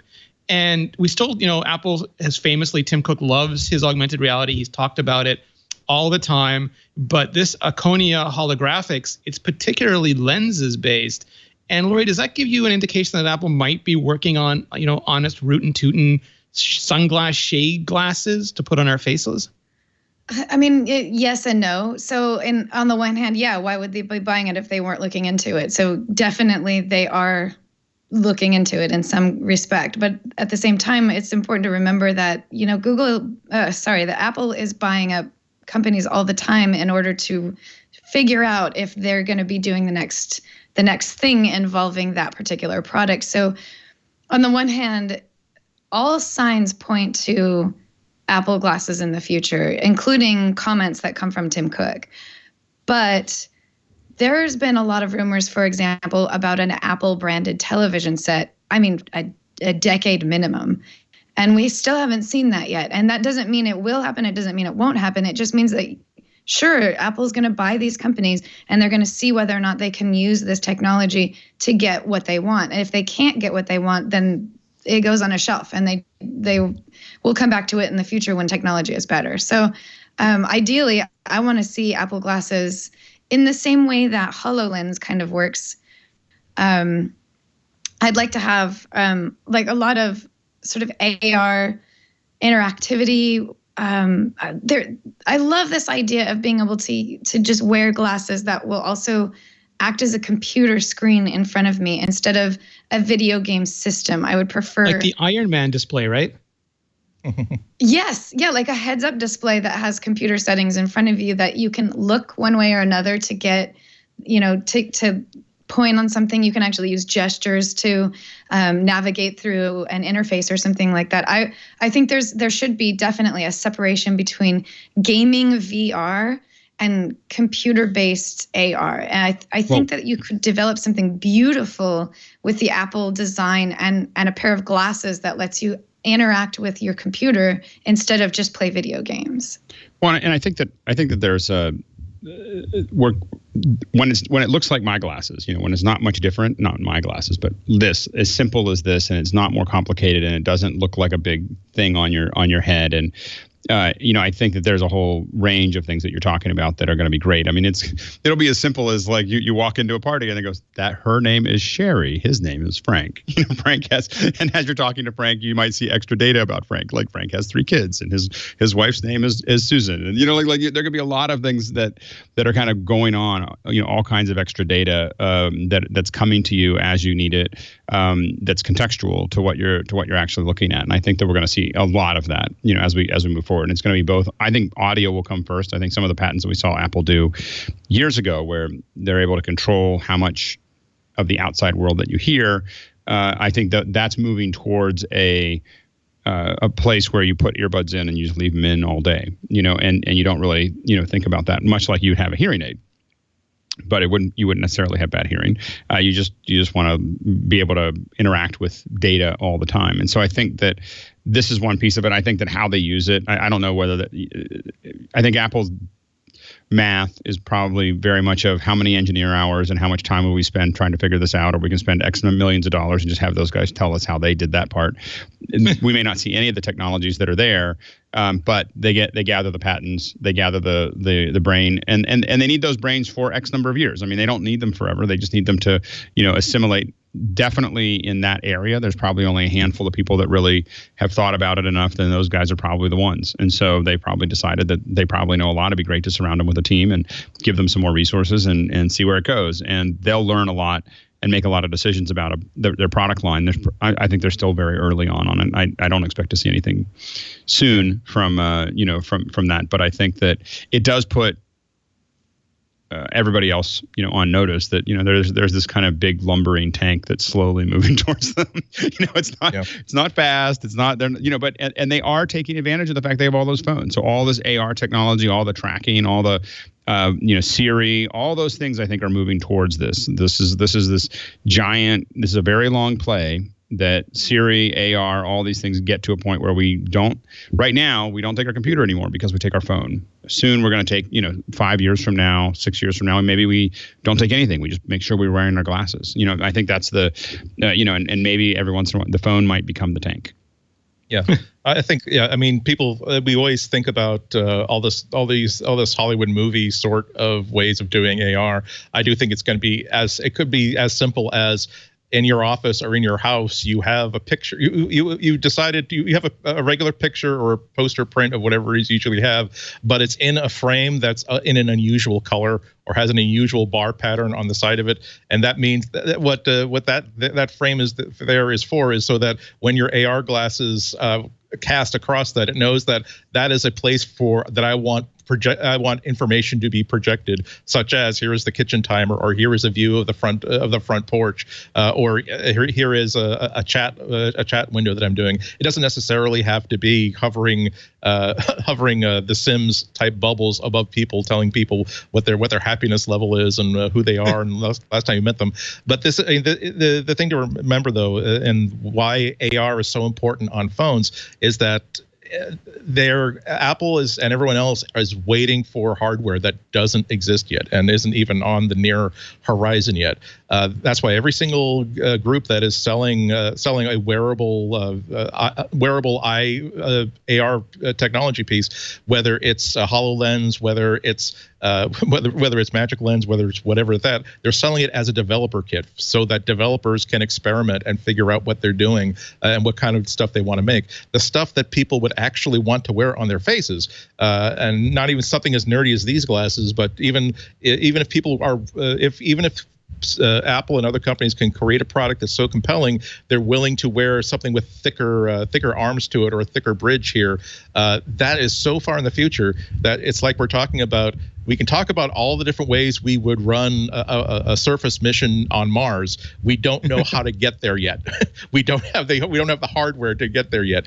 Or maybe Jupiter is a better way of explaining it. We just don't have the hardware to get there yet. We know once we have a pair of glasses that can actually be comfortable to wear and not disruptive, we know what software we'd want to put on it, but we don't have it yet.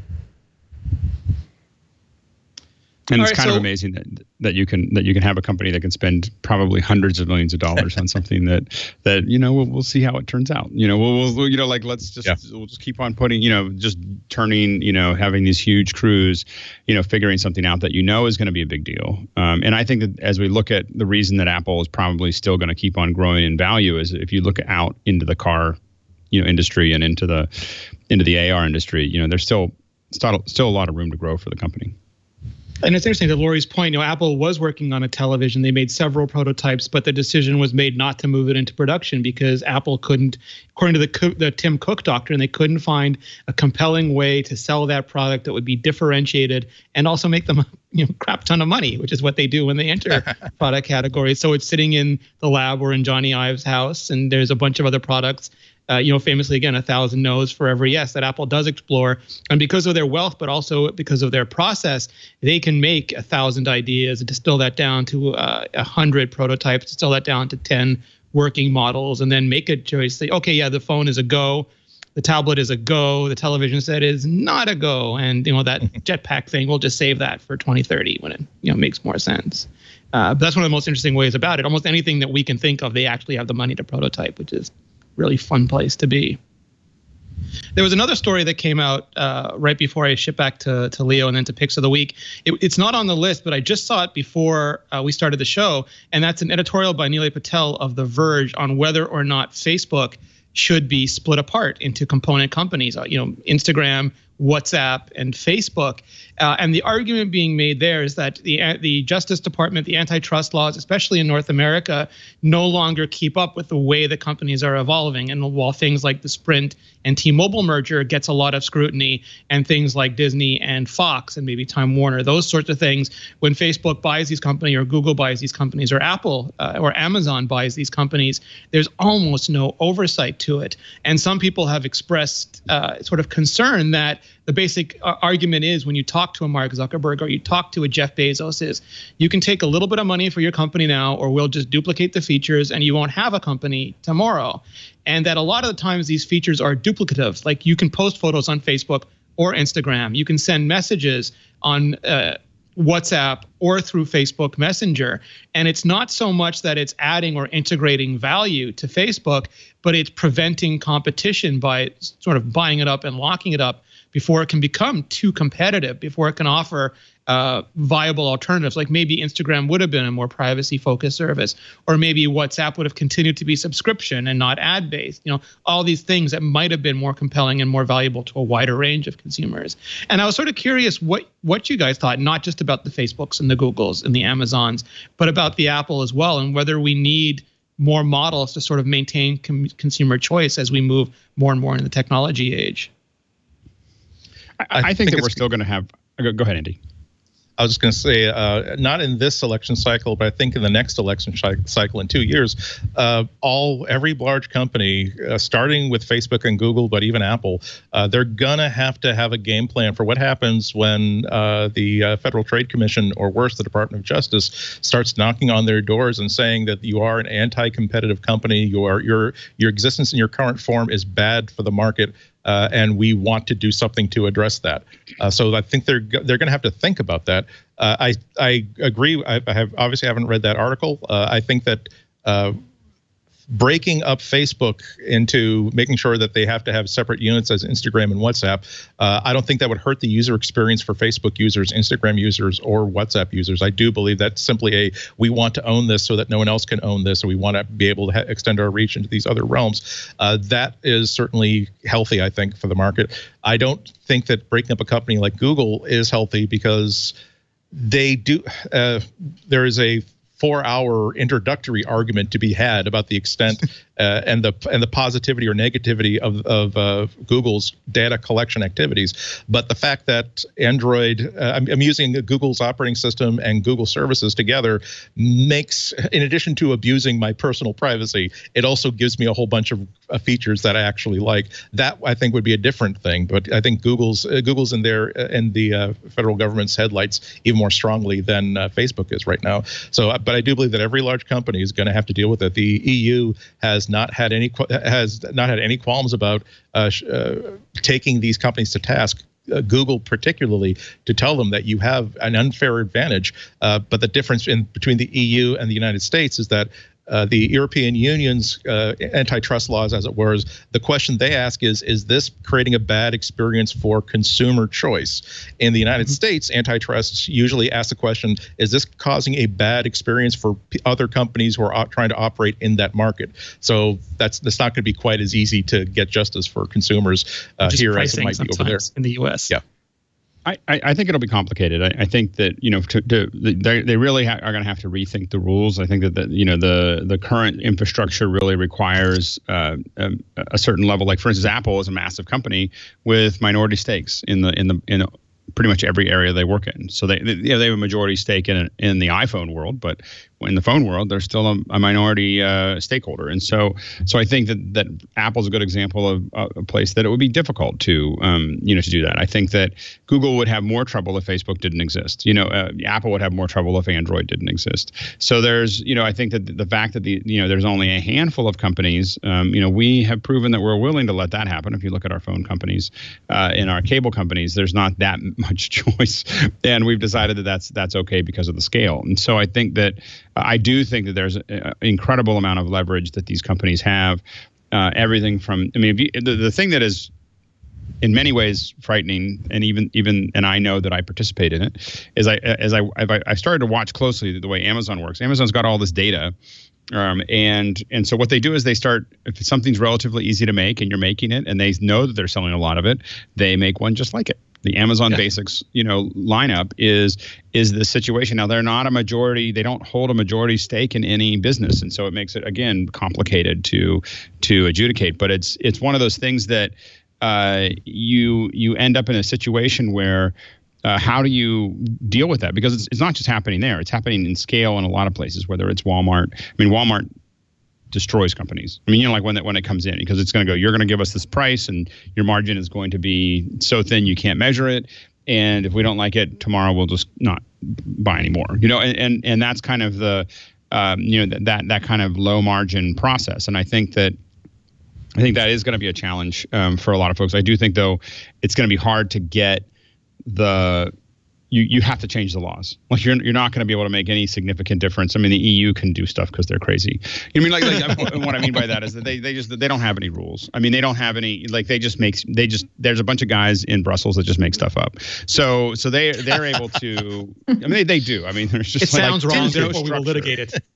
I don't think that this seems right. So we're going to say that there's no constitution in the way that we have it, or no set of precedents. It doesn't seem, anyway. From an outsider, I gotta tell you, it's just like you watch it, you go, I have no idea what they're gonna do next. It's like a crazy football game. It's like anyway. So okay, we'll do that.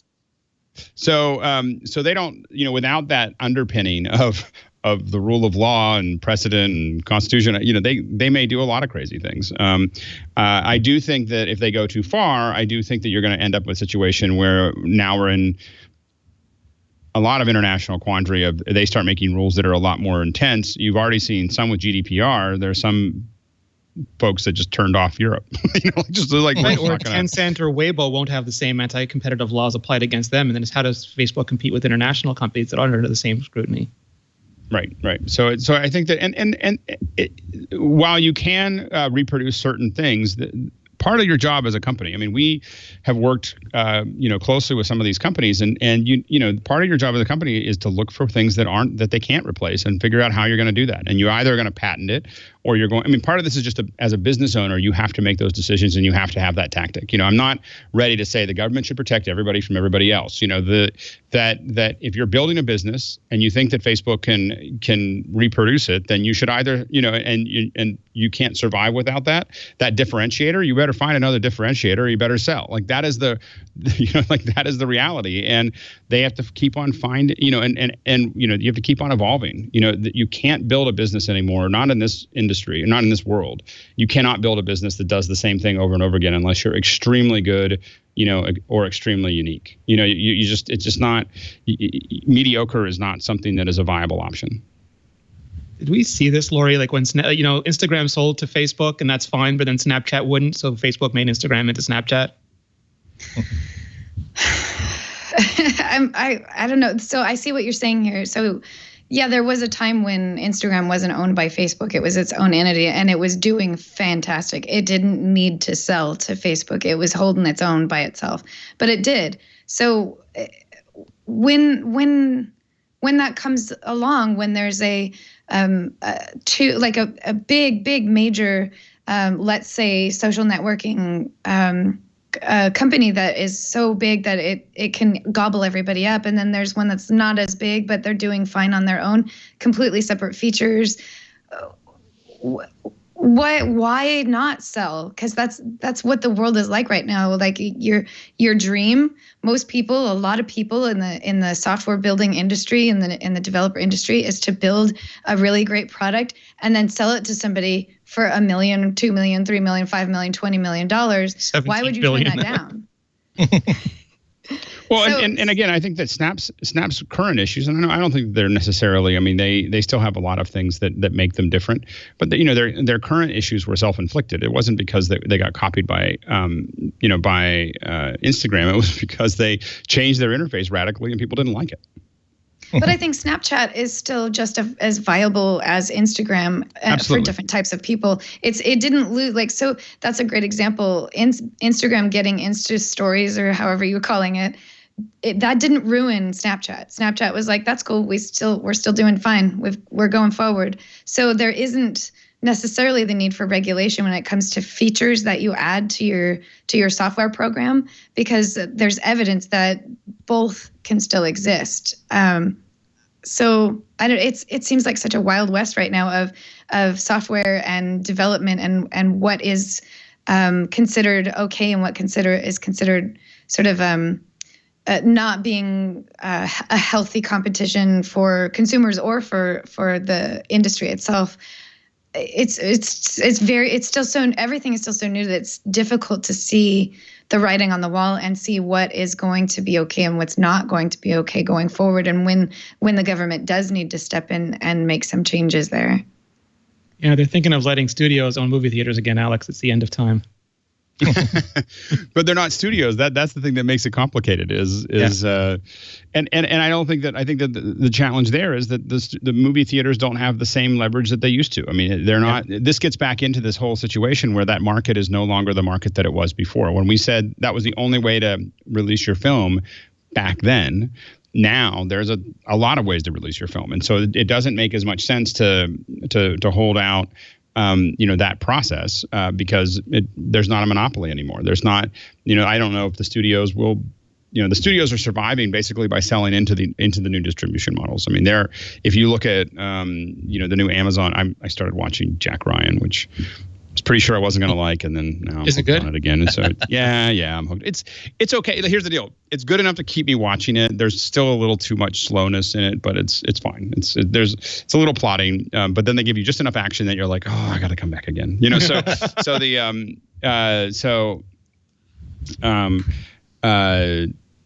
So anyway, but that one's I think produced by Paramount. So the studios are just. Yeah. A lot of people tried to self-build this. YouTube tried to do it themselves.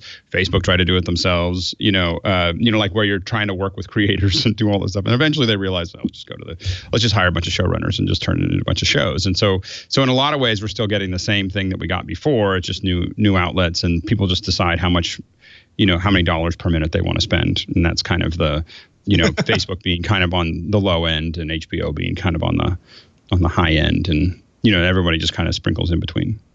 Yeah, it's interesting. All right, so one last break with our good friend and traveling Imador entertainer Leo Laporte, and then back with picks of the week. Haberdasher. Funny thing happened. Oh, I'm sorry. Thanks, guys. Yes, I know I'm not here. I'm on vacation, but I had to come back to tell you a story. It won't take long. We mentioned this before. We for years have been using HipChat. We're kind of an Atlassian house to communicate, but secretly, and I've hinted at this. I've always wanted to go back to Slack. We used Slack for a while when we were doing our new website, which is now a couple of years old, and I loved it. I just loved it. It was so much easier to use. I loved the interface. I loved all the integrations. But Lisa said, well, we're using HipChat. I don't want it. But, there's a resistance. So news comes a couple of months ago. HipChat is joining Slack. Atlassian is taking a percentage of Slack, I guess, and they're going to give them HipChat. And I'm running around going, yay, I get my Slack, yay. I was so happy. So thank you. We are moving over. Slack really is the best collaboration hub for work. And it really was a revelation because prior to this, we were using email, right? You might be using email. Email is not ideal because it's not real time. Slack is real time. It's fast. It's quick. It's not all the rigmarole of an email. You just type a thing and it boom. And it's asynchronous too, though. If somebody's, and I love Slack. They have things like, okay, this is offline time. Don't bug me. That's really important when you're working to have some time that you're not working. So you can set that in Slack. And then when you come back on, when you're working again, you'll get the message. So it's really convenient. It's really easy. It's much better than emails. It streamlines your team's communication. It also has the most integrations I've ever seen. We use a number of different services. Google Docs, yeah, but also Panopta for the web to monitor the web servers and stuff like that. All integrates in painlessly with Slack. So it's all in there. Russell is happy too, our IT. He's a contract IT guy, so he has to use everything, right? He's glad. He says, oh, good, thank God you're moving to Slack. That's what I put my clients on too. Easy, it's convenient. You've got drag and drop file sharing. It works with Jira. We use Jira Confluence. Works with that. That's another integration we've got. We use the Jira Agile stuff that works with that. Salesforce, Zendesk. And we're a big Google house that works with all our Google Drive stuff too. Actually, it works with more than 1,000 apps and more all the time. And some fun stuff too. Slack can be fun. Doesn't have to be fun, but it can be fun, and I like that too. I'm going to make ours a little fun. And it works everywhere. iOS, Android, on your desktop, on your laptop. I'm taking Slack on our vacation, yeah. And I don't even mind. I like it. It's fun to use, and it really does make work more efficient. With Slack, your team, it's just better connected. Learn more at slack.com. And if you, like us, we're using HipChat, get ready. It's time to move. The import is easy. It's a very straightforward transition. And I guarantee you and your coworkers will be much happier. Slack.com. We thank Slack for their support. I was jumping up and down when I heard it. I don't know if we actually gave Lory Gill time to prepare for a pick of a week. So I'm going to let you go last, Lory, just in case you want to, you want a little bit of extra time to nail one down. And in case anybody has any. Oh, you do? You want to go first? Yeah. Are you ready? All right. Do it before Alex can get to it. Okay.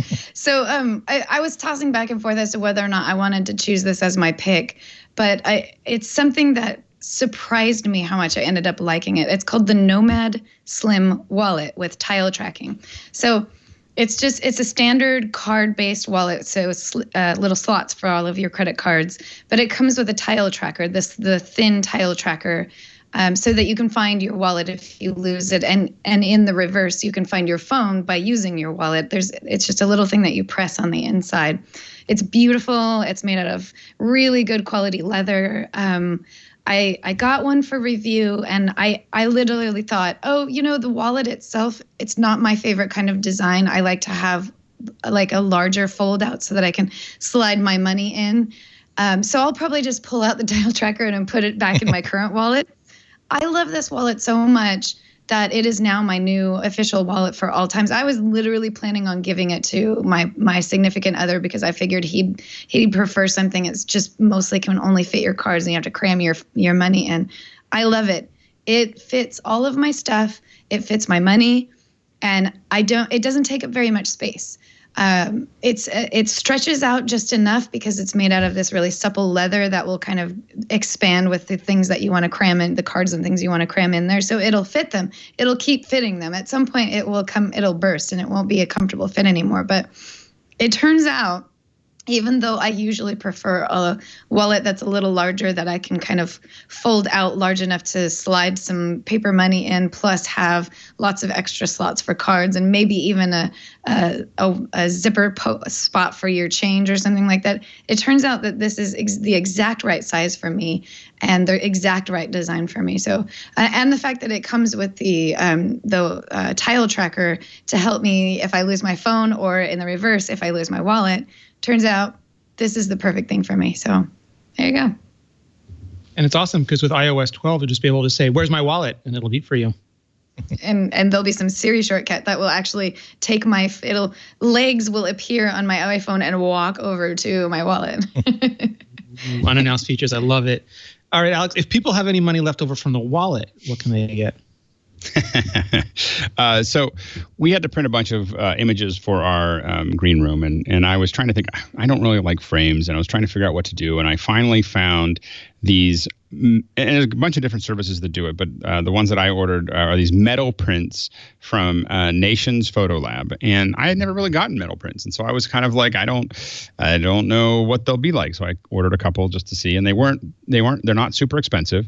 They come in a lot of different sizes, and I've got a little bit of everything just to see how they turned out, and they just look great. And so I would, just definitely, if you want to play with a new idea of a way to put up photos, and you literally just upload your photos and they came back, and they look, they're very glossy. I mean, but it was what I wanted.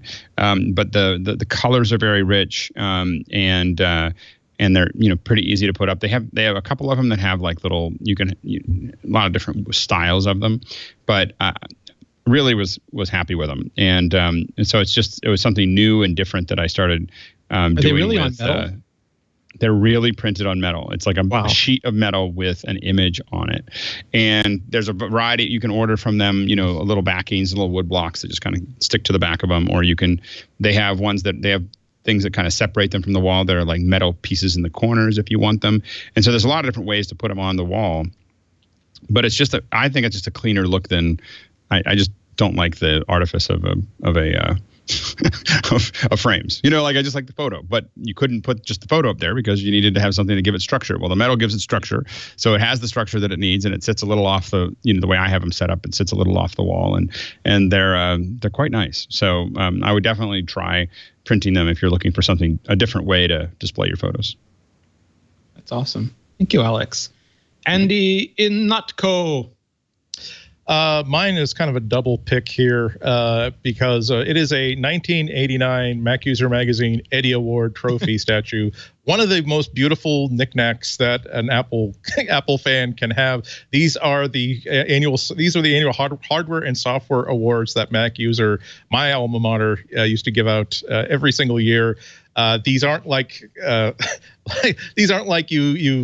click a form on a website and they engrave something onto a square of lucite. This is an actual heavy piece of brass sculpture of a Academy Award looking featureless guy holding up a Mac SE as if to either praise it or throw it into a canyon. It is now. It's offered. It's 4 days left in the auction. It's Tuesday right now, so until the end of this week.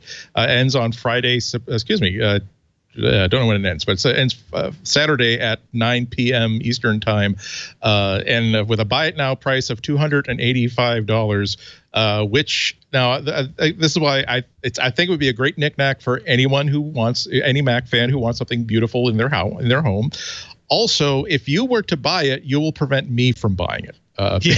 Because $285, I got $285, but that is well within the realm of, well, here are other, remember how like you don't actually have like Windows sconces in your new in your new place, and you really need to spend a few $100s to like get the Windows like really finished that way. Maybe instead of buying another knickknack, you should just get the Windows.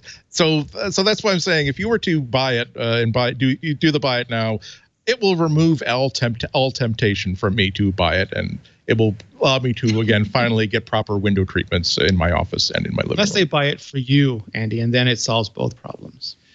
Well, I didn't want to come out and say that. I'm saying that it's... But thank you for saying it instead of me. This would be the classic case of no, I couldn't possibly. Thank you very much. I'd like to thank all my fans for this award that they bought for me. I will give you the Oscar speech if I get it. I got when MacUser shut down, I knew they were emptying out the offices. I did spread the word that I don't know if you guys got any extra ones hanging around, but after 10 years of being the Backpage columnist, I'd kind of like to have that as a souvenir. But no, not even a lifetime achievement Eddy Award did I earn for my work. And I understand that. I have the first drafts of all my stuff, so I know that would be a travesty at best. Did you have something else, Andy? Nope, that was it. Oh, okay. Mine is more of a reminder than a pick. I did pick this previously on the show. It's the book Creative Selection by Ken Kocienda, and it is now, as of today, available to everybody. You can get it from Amazon. You can get it as an actual bookity book, printed on paper, not on metal, but on paper. You can also get it in Kindle. You can get the audio book. You can get it on Apple Books. You can get it anywhere that there is some form of font on a page for you to read. And I'm going to say it again. It is the best book on Apple I have ever read, because it is not gossip. It is not drama. It is not third-hand accounts. It is not sort of weird looking in on things. This is an actual Apple engineer who was responsible for helping to make Safari and WebKit, and who built pretty much by his damn self the original keyboard on the original iPhone. And it's a fascinating look. A lot of times we hear stories about, Apple's got one engineer in that project, and you're like, what? No, it's $1 billion company. What? No, it really is one engineer working on this piece of software that is going to be used by 1 billion people eventually. And sort of his thoughts on how that happens, how they get there, and how they use this iterative, relentless, try it out, test it, demo it, dog food it, refine it, because eventually you'll be demonstrating it to Scott Forstall and then Steve Jobs, and it better be darn good by the time it gets there. So if you've ever been interested in how Apple actually makes software products, then please do check it out. It's available now. Creative Selection by Ken Kocienda. And right. Rene, this is Karsten. I would like to add that. Oh, Megan, right? Megan interviewed Ken Kocienda, and we will be airing that interview this Friday on Triangulation. Awesome, yeah. 3 p.m. Pacific time this Friday. We'll have Ken Kocienda on Triangulation. Check it out. He is a wealth of amazing anecdotes. And if Megan got him talking about cars, they could be there for literally 6 or 7 hours.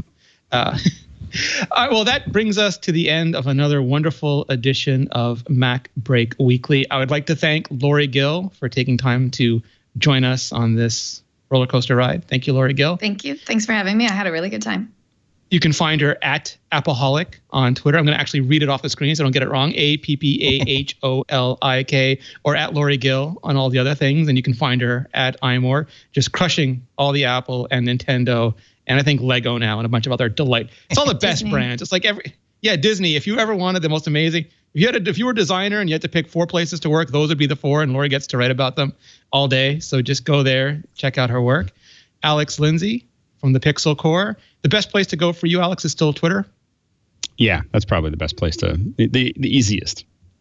Alex Lindsay, and he's got a Patreon for Pixel Core going on where you get to be the prototypers, the testers for everything fun that you're doing.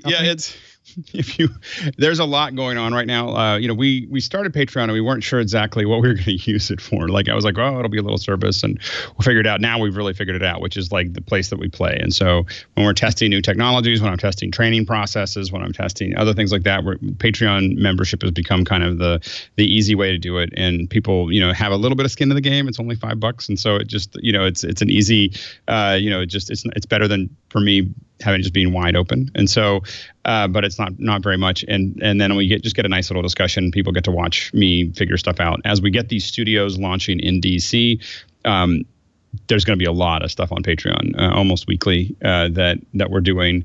Andy and I have been doing our little test stuff on Patreon, and then I'm doing a lot of other little trainings. I did a training on Saturday, and or Q&As and other trainings, and so we're going to be doing a lot more of that. So that's a great place to join if you just want to be part of the gang.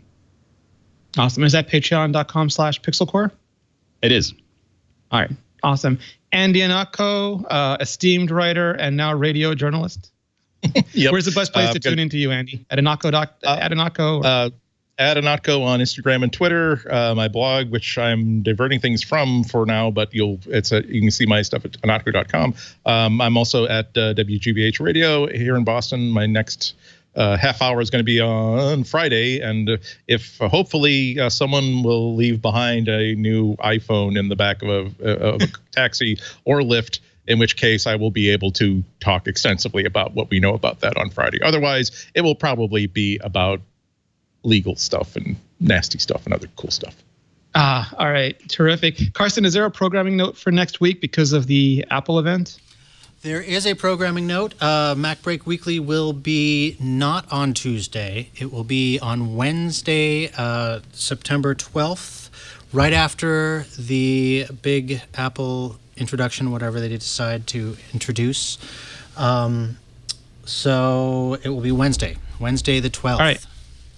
Perfect. So, of course, we love having you join us live. It's just the best way to enjoy the show. If you can't, though, it's available everywhere that you find podcasts, including Apple Podcasts, Overcast, Pocket Casts, Downcast, Upcast, just every cast imaginable. You can find me at Rene Ritchie on Twitter, imore.com/vector. I want to thank all of you so much for joining in here and helping me get through this Leo-less show. I believe, Andy, you have the reins next week. Yeah, and I got the inside scoop on next season of Project Runway, so we're going to be talking about that with one of the co-producers of the show. But we are reserving, inside of the Picks of the Week segment, we are going to be reserving 10 minutes to talk about anything that Apple announced during the event. So don't worry, Project Runway mostly, though. I've been working on that for about 3 months now. Or whatever phone Andy finds in the back of his Lyft. Either one. You never quite know. Thank you all for joining me. And now break time is over. Back to work. Saddest ending in podcasts.